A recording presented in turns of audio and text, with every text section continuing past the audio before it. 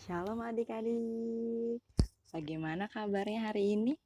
Bersama Yesus, dahsyat, luar biasa. Yes, yes, yes. Puji Tuhan, hari ini kita masih bisa sama-sama sekolah minggu. Meskipun masih online ya adik-adik.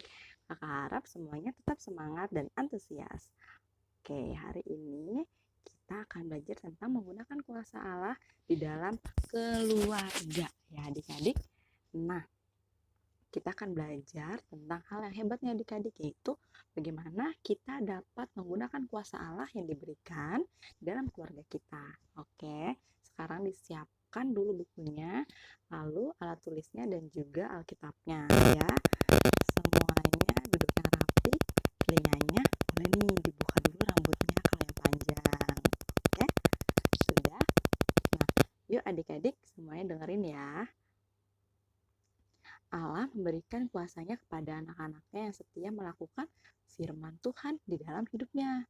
Nah, tentu saja hal itu Tuhan lakukan bukan agar adik-adik menjadi sombong atau agar dikatakan orang hebat, tetapi Tuhan memberikan kuasanya melalui hidup kita itu untuk supaya nama Tuhan dipermuliakan dan ditinggikan. Nah, adik-adik boleh buka nih nanti ceritanya ada di Matius 8 ayat 5 sampai 13 ya. Ada sebuah cerita yang menarik nih adik-adik, yaitu cerita tentang seorang perwira di Kapernaum yang mengalami mukjizat yang terjadi kepada hambanya. Karena perwira itu percaya bahwa kuasa Tuhan bisa bekerja melalui imannya kepada Tuhan. Di dalam cerita itu dijelaskan bahwa hamba perwira itu sakit, lumpuh, dan sangat menderita.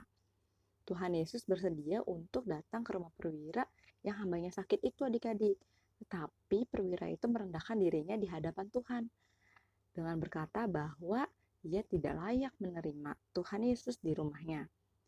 Perwira itu memberikan eh, contoh dalam pekerjaannya sebagai perwira nih adik-adik. Bila ia mempunyai bawahan, lalu ia berkata sesuatu, maka bawahannya akan melakukan tepat seperti apa yang perwira itu katakan adik-adik.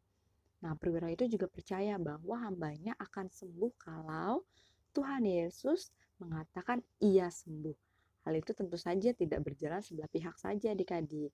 Apabila perwira itu tidak memiliki iman di dalam hatinya kepada Tuhan Yesus nih.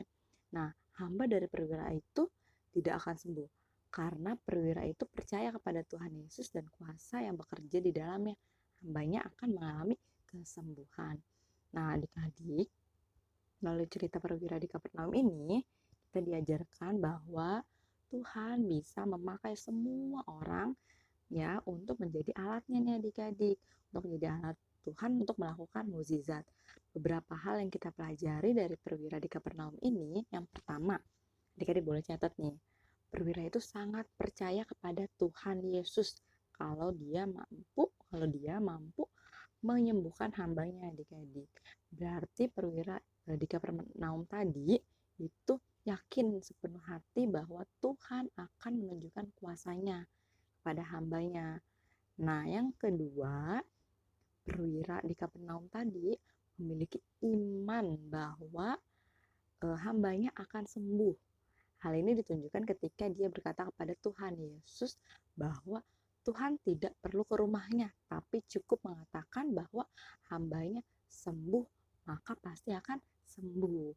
Nah, yang ketiga, yaitu perwira di Kapernaum memiliki kerendahan hati dan bersedia dipakai untuk menyatakan kuasa Tuhan adik-adik dan menjadi saksi sehingga nama Tuhan dipermuliakan.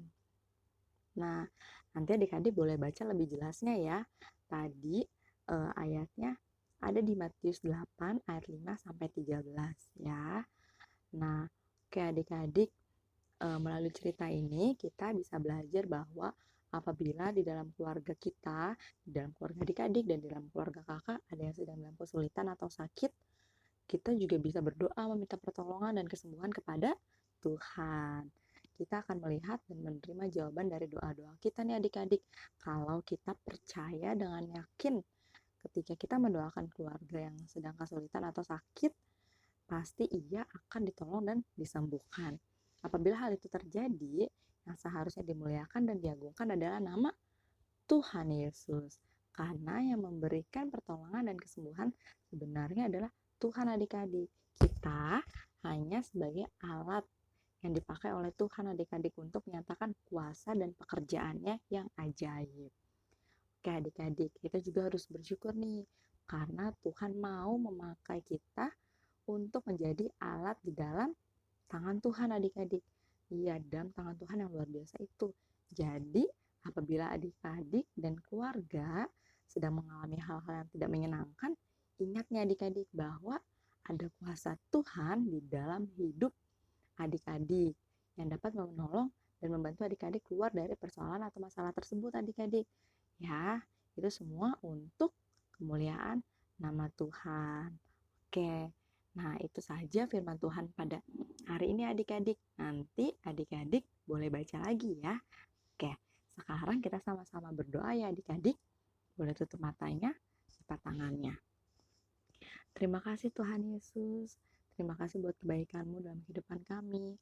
Kami bersyukur Tuhan, kalau hari ini kami masih bisa sekolah minggu, kami bisa belajar tentang iman dari seorang perwira di Kapernaum Tuhan. Kami percaya Tuhan, kami punya iman seperti Dia Bapa. Dan Tuhan, kami juga yakin dan percaya Bapa bahwa segala kesusahan, kesulitan dalam kehidupan kami, Engkau yang akan menolong kami, Engkau yang akan membantu kami keluar dari masalah tersebut. Terima kasih Bapak, kami bersyukur Engkau terus menjaga hidup kami. Kami bersyukur Tuhan buat setiap kebaikan-Mu dalam kehidupan kami. Kami serahkan Tuhan seluruhnya, sepenuhnya hidup kami di dalam tangan kuasa-Mu. Terima kasih Tuhan, kami sudah berdoa dan berucap syukur. Haleluya, amin. Amin. Terima kasih adik-adik sudah mendengarkan firman Tuhan dengan baik. Oke, sampai ketemu di sekolah minggu depan ya adik-adik. Bye. Tuhan Yesus memberkati semuanya.